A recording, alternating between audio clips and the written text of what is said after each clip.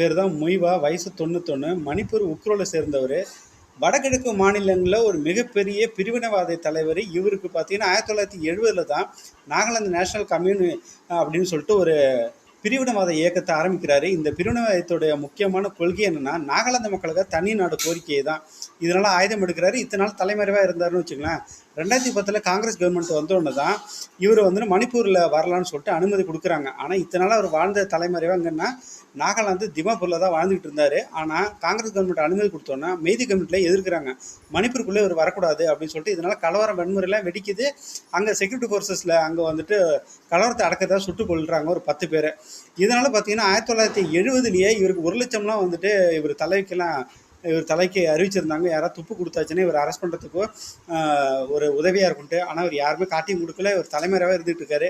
இப்போ மத்திய அரசாங்கம் பேச்சுவார்த்தையெல்லாம் நடத்தியிருக்காங்க. இவரும் அமைதியான